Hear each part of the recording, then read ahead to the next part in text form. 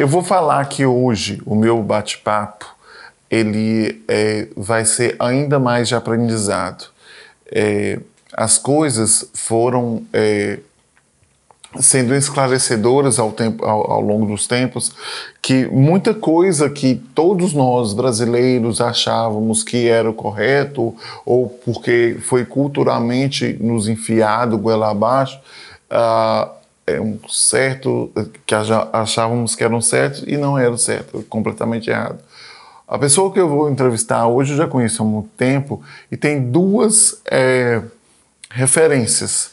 Além dele ser irmão e um santo, né, irmão do Juscelio, mas tem duas grandes referências, que foi quando ele recebeu um prêmio, uma comenda de governador Valadares, e o pós foi um jantar onde eu nunca tive tantas risadas gostosas e maravilhosas, e a outra foi quando ele me falou que ele esteve no Pará e crianças tocavam nele porque foi a primeira vez que viu alguém como ele usando terno.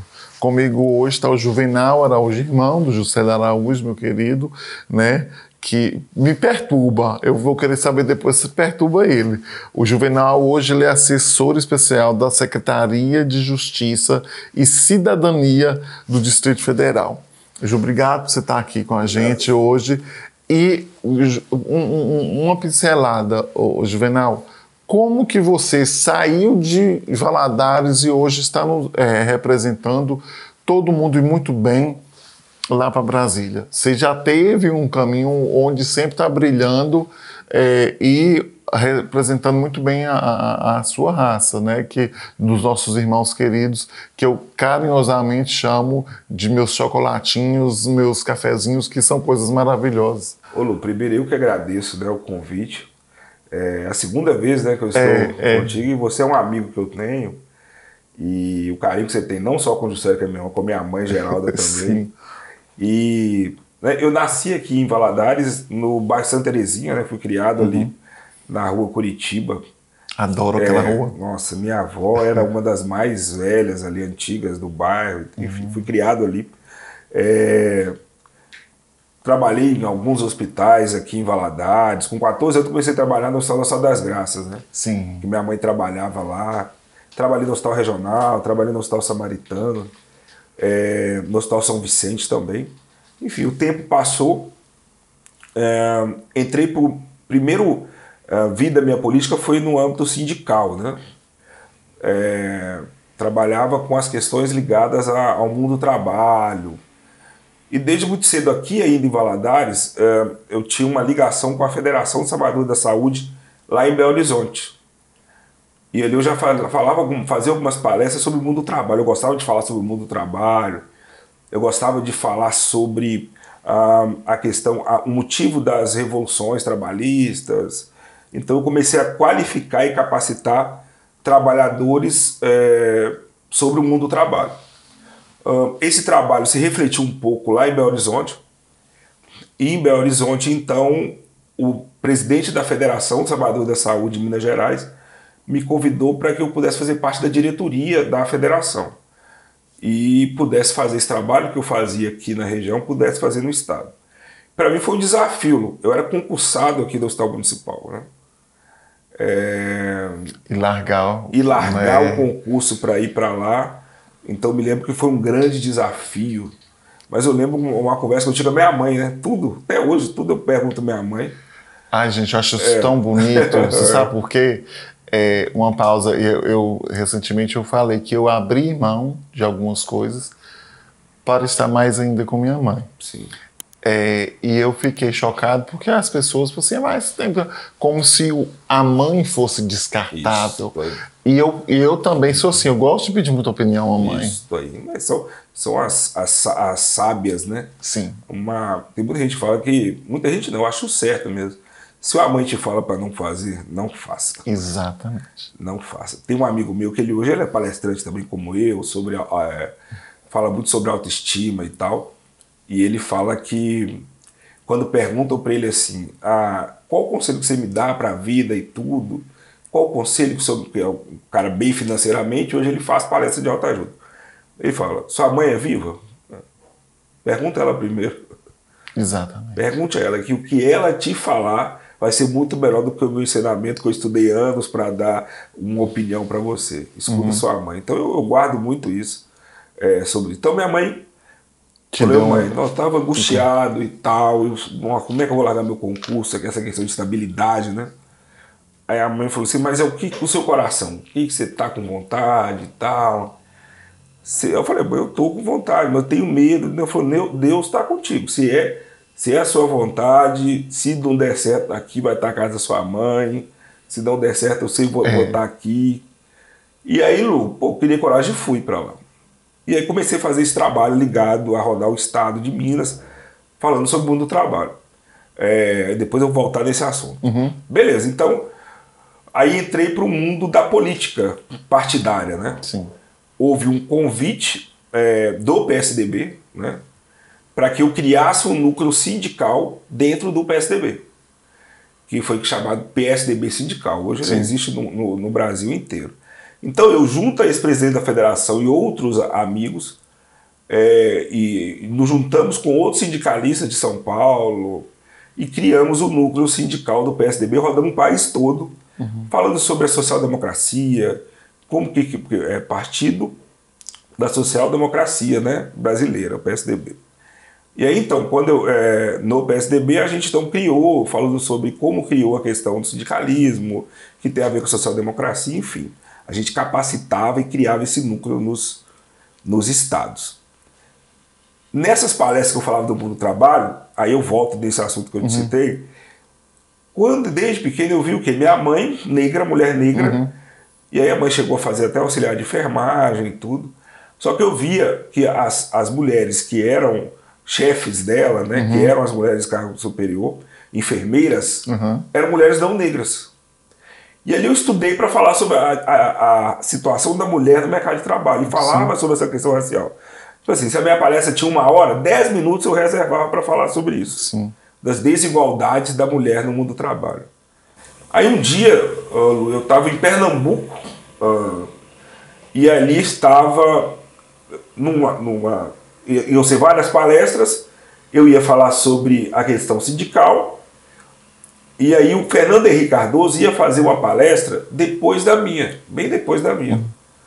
E nesse dia ele chegou mais cedo para dar uma entrevista, e sentou na plateia no finalzinho da minha palestra, quando eu comecei a falar dessa questão da desigualdade da mulher negra, da mulher no mercado de trabalho, sobre a questão racial. E o Fernando Henrique, então, que foi o cara que criou toda a política de política pública ligada à igualdade racial no Brasil, ouviu a minha palestra, virou para o presidente do partido e falou, a gente podia chamar esse rapaz para nos ajudar a criar um núcleo. Só que eu não sabia dessa conversa. Quando termina essa palestra, então o presidente me chama para conversar e fala, não, ele está querendo criar, a gente tem um núcleo racial em São Paulo, né, tem um em outro estado, mas a gente não tem esse núcleo de igualdade racial a nível nacional. Queria que você pudesse, mesmo a experiência que você teve no sindical, que você pudesse criar racial. E aí eu criei, voltei a rodar o país todo criando, eu estou falando de 2010, por aí, 2010, 2011. Criamos o núcleo racial, que colocamos o nome de Tucanafo, e viramos referência na questão racial num partido elitista, né? O PSDB não tinha negro, não tinha negro até Você essa época. rompendo barreiras. Fui o primeiro a criar um núcleo a que a gente pudesse incluir os negros ali. E aí em 2016 a gente teve a primeira colheita desse plantio que a gente fez. Em 2016 o PSDB, até então um partido elitista que o negro não era presente, se tornou o segundo partido no país a ter mais negros eleitos prefeitos e vice-prefeitos. Prefeitos, vice-prefeitos, vereadores negros. E aí foi o primeiro resultado desse trabalho. A gente começou em 2010, 2016 o PSDB se tornou ineditamente. E mesmo colhendo bons frutos, né, porque você está desbravando, você está indo levar, eu tenho algumas amigas negras também que sempre me relatam, falam assim, Lu, mamãe, eu tô aqui, mas não é por mim, é porque minha mãe foi merendeira escolar, porque minha mãe não sei o quê, e eu quis ela ali como merendeira no Inter, no Santos Dumont, que foi onde eu estudei, e eu fiz direito, eu me tornei isso. Tem um grande amigo meu, doutor Evandro Ventura, promotor, que não usou nenhum momento de vitimismo, que é aquilo que a gente estava falando, e estudou, foi primeiro lugar na Univale, e referência e tal. E vira e mexe, eu com ele, a gente conversa muito, ele fala assim: Lu, mas algumas coisas ainda me chocam e me entristecem por conta da ignorância do ser humano. Aquilo que a gente estava falando aqui, que eu não sei, eu quero aprender, eu posso aprender, mas tem gente que não faz questão nenhuma de aprender. Tem alguma coisa ainda, Juvenal, que quando nas suas andanças pelo país, que te choca? Tem. Que fala assim, eu não vou me estressar, que eu não posso perder meu réu primário, mas que é uma apunhalada forte em você. Sim. Ô Lu, assim, e até terminando essa história, né? Para eu entrar nesse ponto que você perguntou. Então, eu comecei a fazer esse trabalho ligado à questão racial no país todo. Quando é 2015, 2016, como o mundo dá a volta, né? O Alexandre de Moraes era secretário de Justiça de São Paulo. Ele vira, 2015, final de 2015, 2016, ele vira ministro da Justiça. E aí me convida para ser assessor especial dele. Porque a ideia era criar um Ministério de Direitos Humanos. Sim. E aí então eu vou para Brasília, saio de Belo Horizonte, né? Vou para Brasília para então ser assessor especial dele e criar um ministério. Criando o ministério, me tornei então secretário nacional, alguns cargos, né? Fui secretário nacional de ações afirmativas, secretário nacional de políticas de povos e comunidades tradicionais, fui assessor desse Ministério dos Direitos Humanos quando criou e me tornei secretário nacional de Igualdade Racial em 2016. 2016, 2017 e início de 2018, eu era o representante do Brasil no Conselho de Direitos Humanos da ONU em Genebra. Então fiquei 2 anos em Genebra indo e voltando para trabalhar todas as pautas de direitos humanos. Então em Genebra pelo Conselho de Direitos Humanos e em Washington pela OEA. Então eu rodei o mundo, a Europa, o Caribe e a América do Sul, capacitando países da política pelas leis que a gente criou, qualificando, discutindo, e eu representava o comitê dos países de língua portuguesa. Então, todos os debates que tinha sobre língua portuguesa na questão racial, eu comecei a fazer esse debate. Em 2018, continuei como secretário nacional de Igualdade Racial e houve o convite do então ministro dos Direitos Humanos, então ele era o SAGE, que é o Gustavo Rocha, que era o jurídico. Ele era como se fosse o vice do Temer, né, porque o Temer não tinha visto, então ele era o jurídico, e aí então se tornou ministro dos Direitos Humanos. E aí então ali, quando ele chega em 2018, eu também, enquanto secretário nacional de Igualdade Racial, me tornei também, durante o período, ministro interino de Direitos Humanos. 2018, o então candidato ao governo do Distrito Federal, Ibanez Rocha, o convida para o governo, né, que ele estava no segundo turno, caso ele fosse eleito no Distrito Federal. Ele é convidado e me convida para ir com ele para Brasília, para o governo, e desde o início de 2019 nós estamos lá na Secretaria lá de Justiça e Cidadania em Brasília. E cuidando muito bem de todo mundo. Estamos lá, cuidando de toda a pauta ligada à pessoa idosa, enfrentamento ao racismo, direitos humanos, prevenção às drogas, prevenção à violência, enfim, são 9 temas lá que a Secretaria... Você tocou em outro assunto que eu vou te perguntar daqui a pouco, sobre idosos. E aí, então, a gente tem muitas coisas. Hoje, a questão do racismo é algo cruel, né? É só quem sente na pele que sabe o quanto o racismo ele destrói, o racismo... Cara, teve uma situação de um jogador de futebol recentemente, não sei, acho que eu vi na Espanha. Vinícius Júnior. E assim, o estádio gritando e aquele cara ali no meio, ele tá fazendo o trabalho dele. Sim. E aquilo deve ter doído muito. Massacrante. E quem bate, quem faz e que tem essa consciência que está fazendo, e não sei se na Europa é mais assim, parece que não estão fazendo nada. No caso do Vinícius Júnior, o que mudou foi o enfrentar dele. O que mudou e deu a repercussão na Europa foi ele enfrentar, porque ele era acostumado a eles fazerem com todos. Mas o Vinícius Júnior, ele resolveu enfrentar. Eles não aceitaram o enfrentamento. Então, por isso que deu tanta repercussão. Mas o racismo na Europa, ele é latente, teve com vários outros, com o próprio Vinícius Júnior. Já houveram outros atos destes. Lá na Europa tem grupos nazistas, né? Nazistas, que não aceitam imigrantes, né? E principalmente imigrantes africanos, né? Então eles têm grupos fortes que são colocados dentro das torcidas, como se fosse a torcida organizada aqui. E lá essas torcidas são voltadas só para machucar, só para isso, só agredir. Atos nazistas e racistas que já deveriam ter sido extintos na Europa, principalmente nesse time do Valência, né? Mas até hoje não tiraram. E eles praticam esses atos como se nada, se a lei não existisse, como se nada acontecesse. E tem leis, viu, Léo? Sim, tem sim. leis. Aí é o que eu falo, a La Liga, né? Que como se fosse aqui a Liga do Futebol, a CBF e tal. Tem leis lá do clube que pratica ato de racismo, ele perde o mando de campo, das pessoas identificadas são presas, mas porém as vistas grossas, né?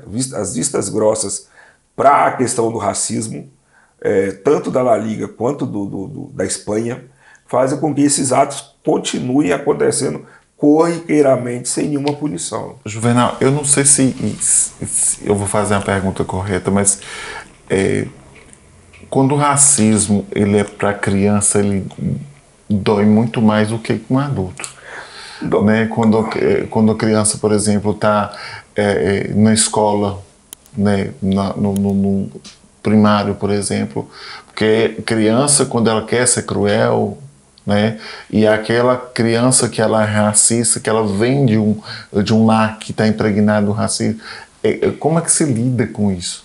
Então, tem uma frase do Nelson Mandela, né, que ela é emblemática, que ela fala que ninguém nasce odiando o outro.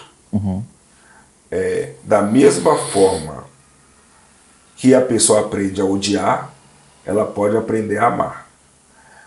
E, infelizmente, a gente até falou sobre isso na última entrevista, o racismo, por causa da escravidão, né, acabou moldando as pessoas de pensar que a pessoa da pele preta é inferior à pessoa da pele clara.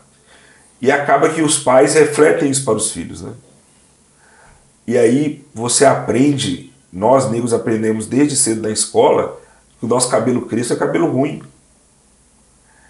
E essas crianças que aprenderam dessa forma a questão do racismo, acabam elas também praticando isso nas escolas. E eu acho que quando a prática com a criança, Lu, acaba tendo dois efeitos.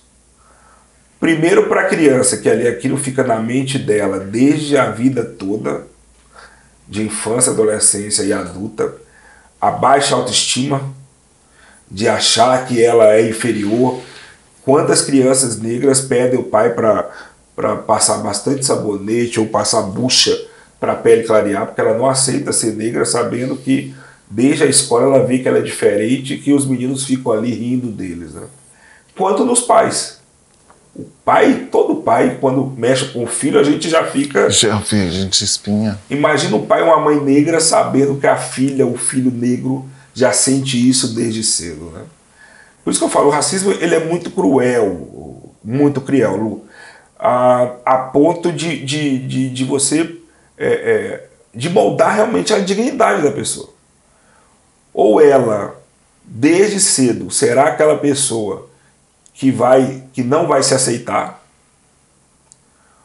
ou ela, que é o que nós torcemos, pegue isto durante a vida e se torne negro e mostre, opa, eu sou igual a todo mundo e eu não vou aceitar isso. Tem uma atriz que eu sou apaixonado com ela, a Viola Davis. Viola Davis. Ela, acho que foi uma das vezes que ela ganhou o Oscar, que ela falando que ela poderia ter pego tudo aquilo que ela teve durante a infância e se vitimizado, mas não.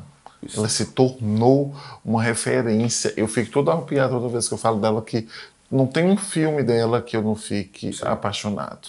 Né? E assim como ela, nós temos várias mulheres, homens também, mas a gente sabe que as mulheres sofreram mais impacto com isso, mas que pegam daquilo e se transformam depois de anos e anos sem ter protagonistas, puxar para o meu lado de televisão, sem ter mocinhas, né, protagonistas negras.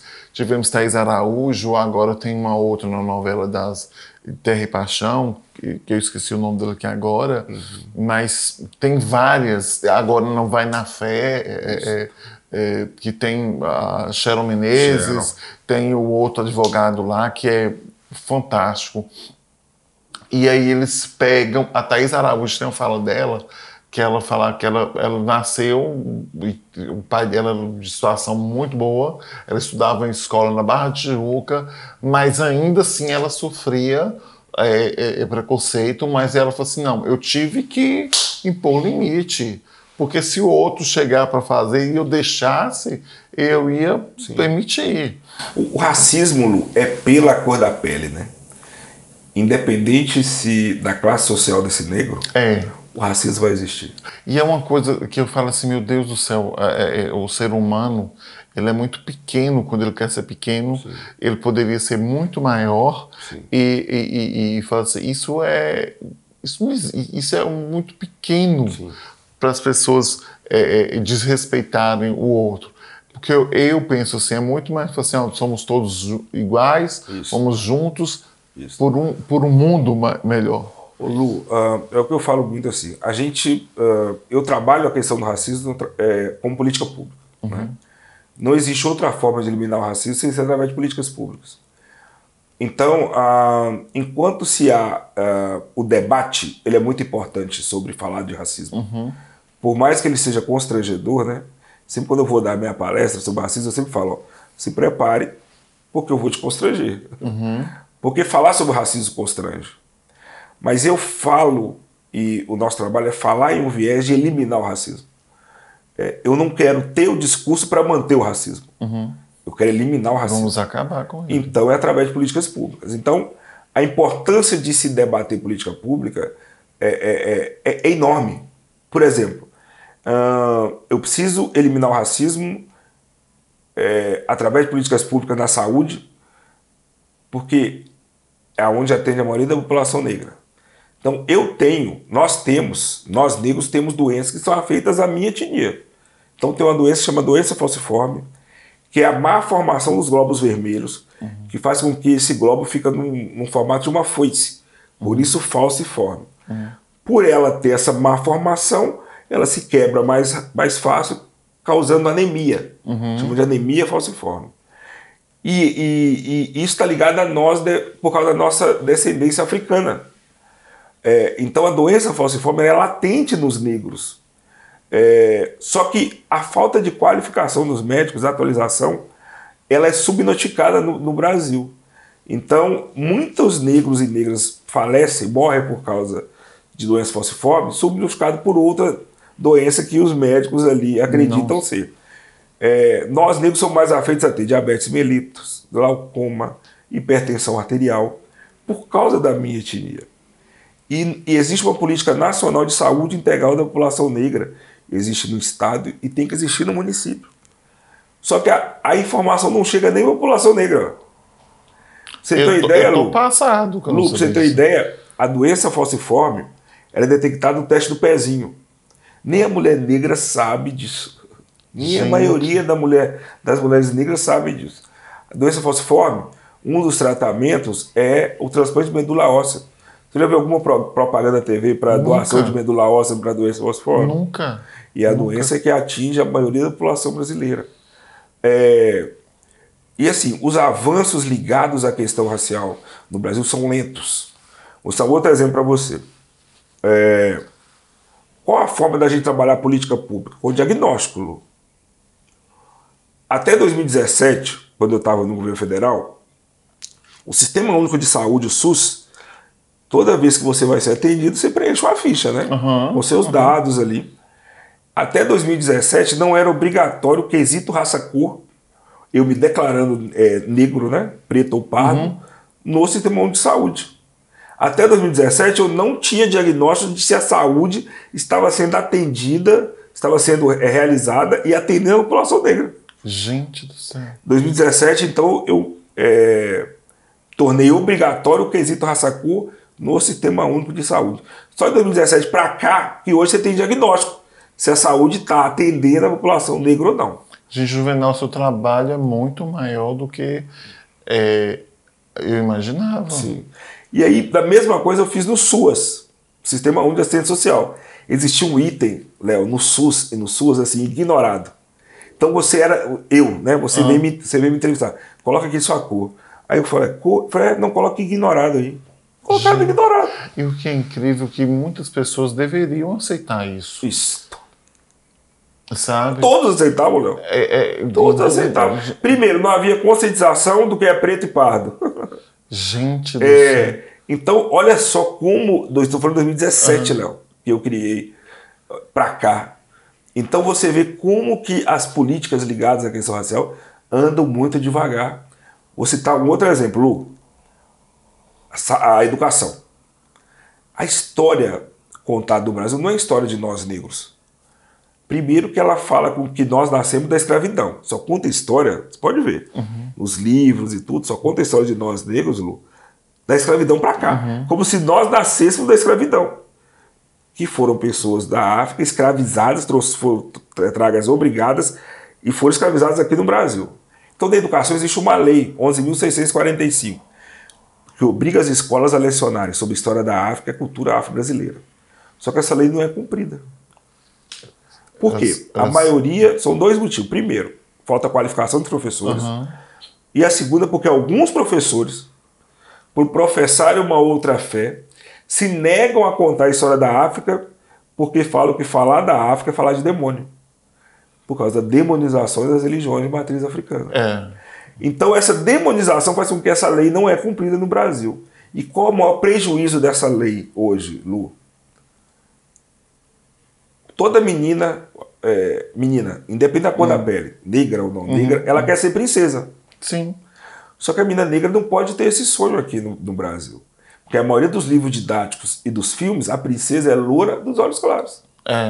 Tanto que recentemente, quando colocou Ariel, Ariel foi nele e tal, teve um rebuliço e tal. E não aceitam. Porque a princesa do sonho no Brasil é loura dos olhos claros. A história da África contada, se fosse contada, ia mostrar para esses meninos e meninas negros, desde crianças, as princesas e rainhas lindíssimas, os reis e príncipes lindíssimos da cor da pele deles. Exatamente. E a baixa autoestima desde cedo ele ia acabar. Porque o belo e o bonito não está no negro no Brasil, Lu. Não está. O belo e o bonito no Brasil não está no negro. Então essa história não contada da educação muda a história desse povo. Muda o sonho dessas meninas e desses meninos, que eu sou bonito sim, eu posso ser um príncipe sim. Eu posso ser uma princesa sim. Gente. Isso. Então, na educação, eu posso falar que é da segurança pública, eu posso falar da economia. Esse homem tem que vir e tem que estar. Eu acho que eu tenho que ir lá no Brasil para gravar mais com ele, tá? Uma hora é muito pouco. Juvenal, fala para mim e para a gente aqui. A gente estava falando aqui, antes da gente gravar, de expressões que muitas pessoas usam, né? ou em consciência ou inconsciente, ou porque escutava, por exemplo, a coisa ficou preta. Não, não se deve falar isso. E você me falou de outras expressões. E por que eu estou falando isso, gente? Eu sempre falo, me refiro ao Juscelio, ao meu chocolatinho, meu cafezinho, que são coisas que eu amo demais, né? Vocês me acompanham, vocês sabem que eu não sou muito de doce, mas eu amo chocolatinho, quem não, né? E chocolate é muito bom e aí as pessoas atacam. E o Juvenal falou uma coisa que ele falou assim, não, é como a pessoa recebe, mas tem expressão que é muito terrível. Eu queria que você falasse quais algumas expressões que se dizem e que as pessoas têm que saber que não podem ser ditas. Sim. Lu, né, no início, é importante as pessoas saberem, né? Quem são os negros? Negros são pretos e pardos. Sim. Pretos e pardos são negros. Então, tem muita discussão também sobre isso, né? Principalmente sobre cotas. Mas o cara é pardo. Não é pardo. É branco. Não é branco. É negro. Por quê? Porque existem 28 tipos de pardo. Existe desde o pardo mais claro e o pardo mais escuro. Mas, enfim, pretos e pardos são negros. Nós sabemos quando você fala de uma forma ofensiva ou de uma forma carinhosa. Né? A forma que você chama o Juscelio é uma forma carinhosa de algo que você gosta. O Juscelio sabe que isso não é algo que você está ofendendo. Pelo contrário, é carinho. Eu costumo citar uns exemplos, por exemplo, né? A forma. A pessoa chega e me fala assim, ô negão, e aí negão, tal. E eu vejo que é uma forma carinhosa. Agora, tem esse cara que fala, seu negão, e seu negão? Eu sei que está me ofendendo. Que está te agredindo. Então eu sei quando isso me ofende, quando é para me ofender. E sobre termos, tem muitos termos, a cultura brasileira trouxe vários termos, que são termos racistas, que acabaram entrando na cultura brasileira, né? E vários termos usados na época da escravidão, né? Por exemplo, Lu, doméstica. Né? A pessoa, que tem uma pessoa do lar ali, né, que ajuda, que é auxiliar do lar, e fala que é doméstica. Doméstica quer dizer que eram como pessoas na época da escravidão e que os negros tinham que ser domesticados como animais. Então, doméstica vem de domesticado, ensinado, como se fosse animal. Fala sobre a palavra mulata. Gente, eu fiquei chocadíssimo. É o mesmo termo mulata, né? Mulata era o termo em que os senhores, né, das fazendas, dono de escravos e escravas, então estupravam as escravas, né, e geralmente colocavam-se na posição de 4 essas escravas, como se fosse um animal, e chamava, então era mistura de mula com cão. Então o nome mulata vem disso, porque ela usava de uma posição sexual como se fosse um animal, essas escravas. E acabou esse termo indo para o folclore brasileiro, colocado hoje como mulheres que vão, né, no carnaval, na escola de samba, chamadas de mulata. É um termo totalmente racista, preconceituoso, utilizado de forma pejorativa com essas mulheres negras escravas. Juvenal, o seu trabalho, como eu já disse, é muito além do que a gente imagina. Eu faço ideia que você tem conquistado muita coisa que você falava assim, gente, eu nunca achei que eu ia conquistar isso para o meu povo, para a minha raça. Tem alguma coisa que você ainda não conseguiu e que você ainda pretende? Talvez você coloque metas, eu consegui isso, já consegui isso, mas eu quero isso. Lu, é interessante essa pergunta, né? Eu acabei alcançando meu sonho muito cedo, né? O meu sonho era que eu pudesse ter algum espaço em que eu pudesse falar da questão racial para o país todo, né? E eu, com 39 anos, consegui o maior cargo, ocupar o maior cargo ligado à questão racial no Brasil. Mas aquilo que a gente estava conversando, ainda falta muito, né? Ainda falta muito. O meu objetivo hoje, Lu, é qualificar, capacitar, poder falar para o máximo de pessoas possíveis, gestores públicos, e auxiliá-los a criar políticas. Pra você ter uma ideia, Lu, nós temos 5.580 municípios hoje no Brasil. E como que a gente cria a política? Como que eu enfrento o racismo na nossa cidade? eu tenho que criar um órgão de igualdade racial, eu tenho que criar um conselho. Criando os dois, eu me ligo ao governo federal através do Sistema Nacional, e ali, então, tendo os três, eu criei a política ali para trabalhar na educação, na saúde, segurança pública, educação. Ali eu crio, então, uma política para enfrentar o racismo. 5.580 municípios brasileiros que a gente tem hoje. Você sabe quantos municípios hoje que tem a política criada? 179. É 1%. Então você vê o quanto trabalho a gente ainda tem. Muita coisa. Você, eu comecei o nosso papo, a gente falando que você esteve no Pará. Isso. E criança te tocando. Nesse seu caminho, nessa sua trajetória, teve alguém que você viu lá atrás e que te pediu ajuda e que quis e que se transformou também, que teve a mesma oportunidade que você? Sim. Teve vários, Lu. Hoje eu vejo vários meninos quilombolas, né? Jovens quilombolas ali da época que hoje fazem faculdade. Hoje várias pessoas que antes não sabiam sobre... Porque uma coisa é você nascer com a pele preta e se tornar negro. Uhum. Há um hiato, né? Um espaço enorme. A política pública é feita para você aproximar, para que essa pessoa se torne negro, e ali entra na batalha também para trabalhar pelos seus. Então teve várias pessoas. Hoje tem uma menina mesmo que eu conheci em Santa Catarina, que ela era uma das meninas sentadas na plateia, é negra, mas ela não se achava que fosse necessário falar sobre a questão racial e tudo. Aí ela entrou para a faculdade e hoje ela faz parte do coletivo dentro da faculdade que ela faz, e hoje ela dá palestras sobre racismo e tal, e começou a ensinar sobre o racismo para a família dela, né? E assim são vários outros relatos, sabe, Lu? De pessoas que abriram a mente e viram a necessidade de você fazer alguma coisa, né? Eu me lembro uma vez, Lu, só para encurtar, como eu cheguei muito novo no governo federal, 39 anos, né? E muita gente falava assim, quem é você? Você é muito novo, eu tenho 30 anos de política, de experiência, eu sei mais que você, e tal, e não sei o que, e você, e não sei o que. Aí eu virei bem e falei assim, aqui na minha cidade, já tinha criado o Conselho de Igualdade Racial, já tinha feito um trabalho. Eu falei assim, não, eu tô aqui para respeitá-lo pelo tempo que você tem de política. Agora durante pouco tempo, a minha cidade tem a política de igualdade racial que eu criei. E a sua cidade? Você conseguiu criar? Não conseguiu. E não conseguiu. Então, por isso que eu sempre falo, Lu, eu fujo do discurso bonito e do tapinha nas costas.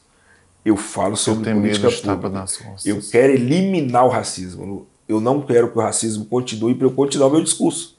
Eu quero eliminá-lo, né? Então, eu acho que isso... E assim, Lu, o que mais me motiva...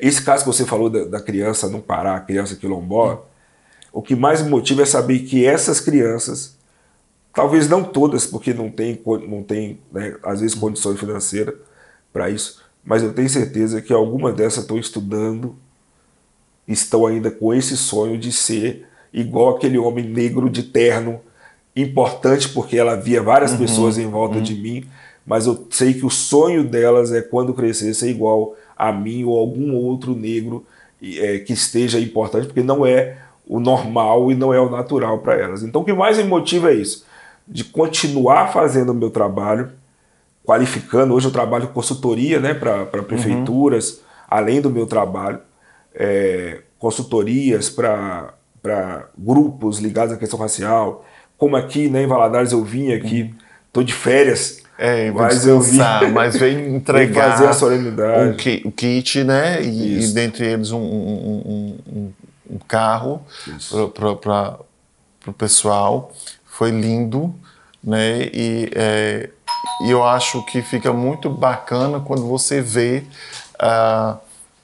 você aqui de Valadares trazendo um monte de coisa que vai fazer bem pro pessoal. Sim. E você fazendo, indo além e transformando vidas, e aquela história que você me contou lá do Pará. Esse homem é muito mais do que a gente imagina, e falando algumas coisas aqui, eu falei assim, meu Deus do céu, é muito mais do que o Juscelio sempre falava, que a gente via. E você que está em casa, está me assistindo, e agora você pode ver nas redes sociais, que ele também é bem atuante nas redes sociais. Você também está com um programa lá em Brasília, né? Sim, Construindo Pontes. E Construindo Pontes. E eu agora quero ir lá, porque da todas as duas vezes eu gravei com ele aqui, né? Agora eu tenho que ir lá no Brasil para gravar lá. Será muito bem Juvenal, recebido. assim, muito obrigado, meu querido, porque você ele falou muita coisa aqui fora do ar, gente, que eu falei assim, meu Deus do céu, a gente pensa que está certo e não está certo. Então, se você tem essa mesma vontade de saber muitas coisas, vá na rede social, pergunte ele, como eu disse, ele é ativo nas redes sociais, porque vocês vão saber bastante cada vez mais, tá? Obrigado, meu querido. Lu, eu que agradeço, né, o convite. Quero aqui deixar então, né? Pode fazer. Meu site é juvenalaraújo.com. Meu Instagram é @JuvenalAraújoJúnior. E Lu, eu que tenho que agradecer o convite. Você é um amigo que eu tenho. Como eu disse, as melhores. Gente, só lembra aquele dia que você recebeu o prêmio, que a gente foi para um jantar e a gente não parava de rir. Foi a gente. Eu falo onde tem comida, boas risadas, só tem coisas boas, né? Verdade, só sentimentos bons. Verdade. E tá aberto a casa aqui para você. Todas as vezes que precisar, não só no programa, em outras coisas também, a gente está aqui. Lu, tá? Eu que agradeço e eu falo, você é da família, né? Você é da família e o carinho que a minha mãe tem contigo, você tem com a minha mãe, meu irmão, nem se fala. E estou aqui à disposição. Você ir em Brasília, ser meu convidado do meu podcast lá. Por favor. E no programa lá, que vai ser um prazer. Vamos conversar muito, tá? E ele é um santo, eu não ia terminar sem falar isso, porque tu lera o Juscelio, gente. Porque o Juscelio tenta dar um nó em nós todos, mas ele é um anjo, né? Um beijo no coração de todos vocês, tá? E até a próxima.